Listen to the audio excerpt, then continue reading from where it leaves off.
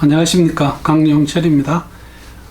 제목을 유방암 재건 수술 후 다이빙이라고 붙였습니다. 이게 제가 받은 질문이 다이버로부터 받았고, 또한 그분의 부인 이야기입니다. 같이 다이빙 하시던 분이고.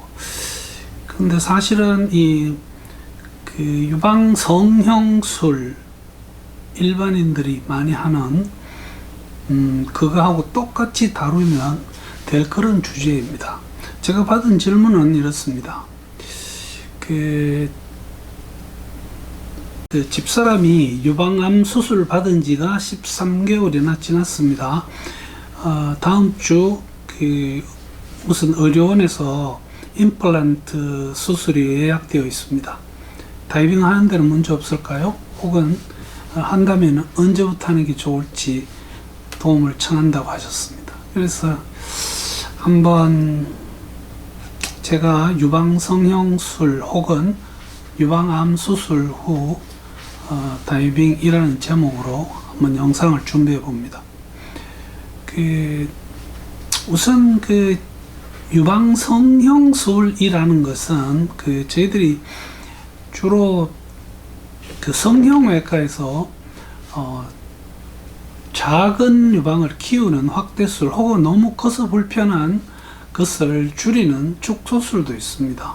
그런가 하면 어떤 유방암, 특히 그 수술 후에 유방 전 적출술을 한 경우 혹은 그 흉부 쪽에 아주 심한 부상을 당해서 어떤 재건을 해줘야 되는 그런 경우에 이런 유방 성형술이라는 것을 하게 되겠습니다.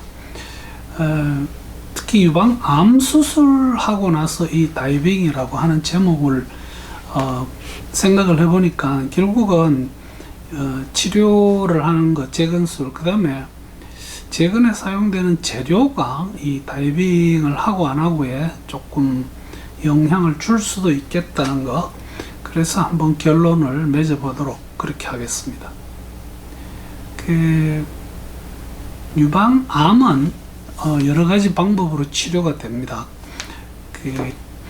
요즘 주위에는 사실 이 유방암으로 사람을 잃는 경우가 거의 없죠. 워낙 수술도 발달되고 또한 그 부수적인 치료들이 많이 나와 있습니다. 그래서 발견하고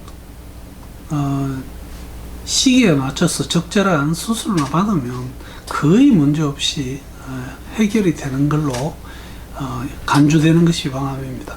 우선 수술이 있고요. 방사선 치료를 합니다. 방사선 치료도 분명히 암에는 효과는 있지만 그 대상이 가슴 위에 있으니까요. 그 방사선 치료를 하다 보면 폐에 조금 상해를 줄 수도 있습니다. 그런가 하면 항암제, 호르몬요법, 면역요법, 그 다음에 이 유전자를 이용하는 어떤 그 목표를 둔 치료라고 하는 타겟티드 테라피라는 것도 실제로 나와 있긴 합니다.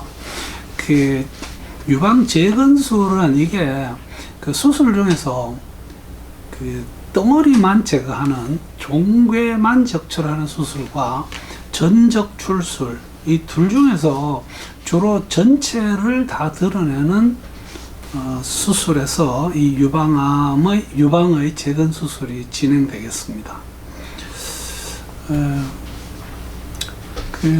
저희들이 유방 성형술 혹은 재건술이라고 하고요. 실리콘으로 된 주머니 안에 물을 채우면 저희들이 생리식염수를 채웁니다. 생리식염수를 채우는 어떤 임플란트와 실리콘 껍데기 안에 실리콘을 넣는 그런 경우, 심지어는 생리식염수와 실리콘을 적절하게 섞어서 채우는 이 세 가지 임플란트를 주로 사용합니다. 그런데 다이빙 이야기를 하자면 많은 분들이 수술을 받고 혹은 수술 받기 전에 이 질문을 합니다.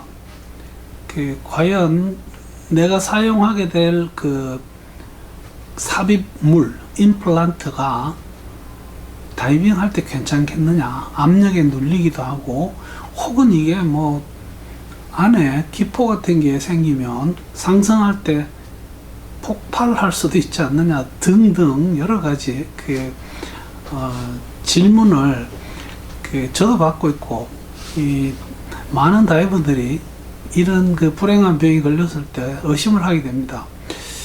근데 재밌는 게 이 듀크 대학, 이게 미국의 댄 다이브 얼러트 네트워크의 본부가 있는 곳이죠. 거기에 있는 참 멀쩡하신 의사분께서 이런 테스트를 했습니다.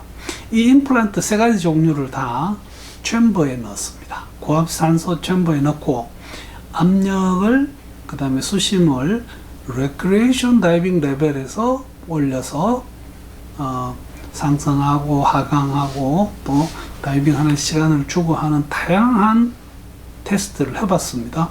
그런데 해보니까 임플란트 안에 존재할 수 있는 어떤 공기의 기포, 저희들이 100% 임플란트 주머니 안에 생리식염수 혹은 실리콘계를 100% 채우지를 못합니다.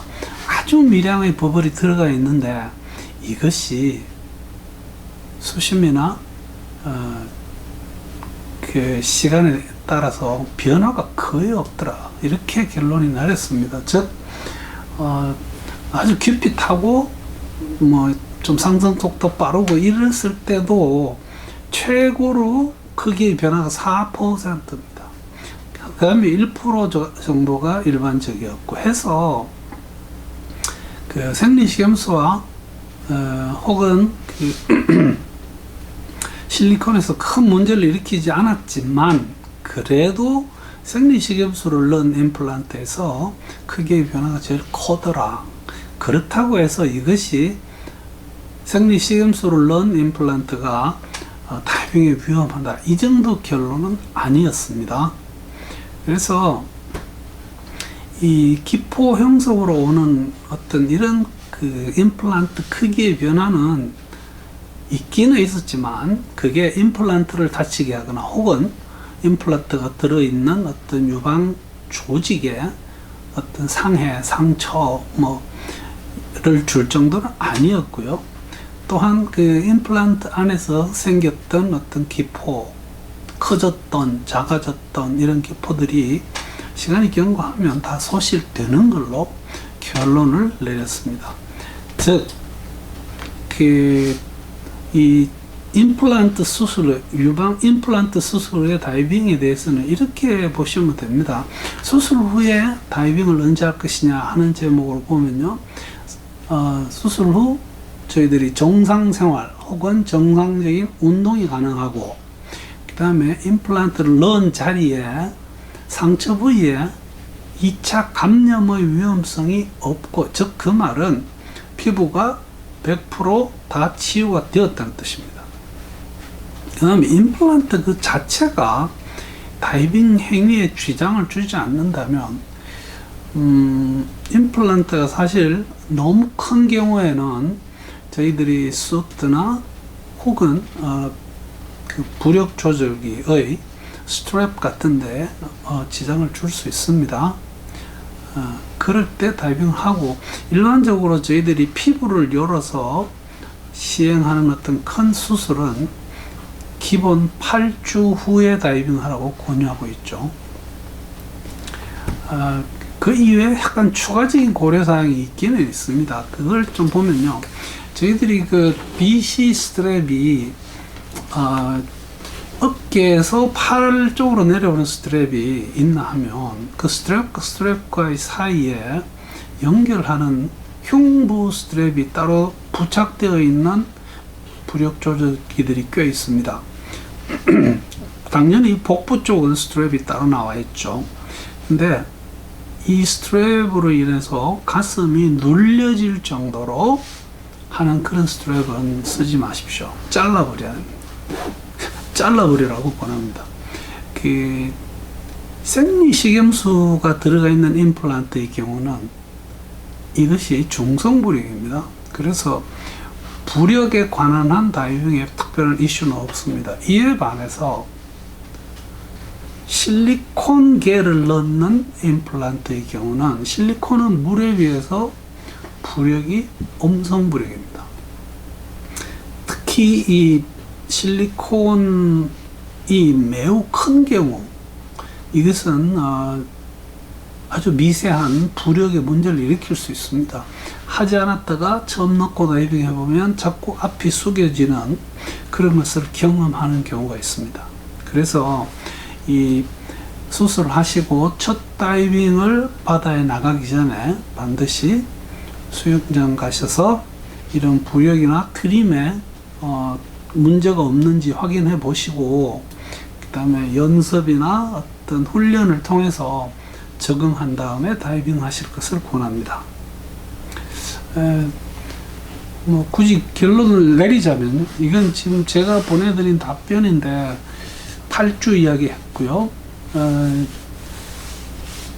그 유방 성형술이나 혹은 적출술 같은 것이 다이빙을 못하게 하는 것은 아니지만 결론은 결국은 그 가슴을 누르는 그 스트랩 이거는 잘라내시는 게 좋습니다. 사모님과 함께 아주 즐겁고 행복한 다이빙 오래오래 즐길 수 있기를 기대합니다. 오늘 유방암 재건 수술에 대해서 말씀드렸습니다. 제 주위에도 아주 같이 함께 오랫동안 다이빙을 했던 친구가 이걸로 다이빙을 그만둔 경우가 있습니다. 그게 참 안타까워서 늘 염두에 두고 있다가 이 질문을 받고 제가 이 답변을 준비했습니다. 경청해 주셔서 대단히 감사합니다.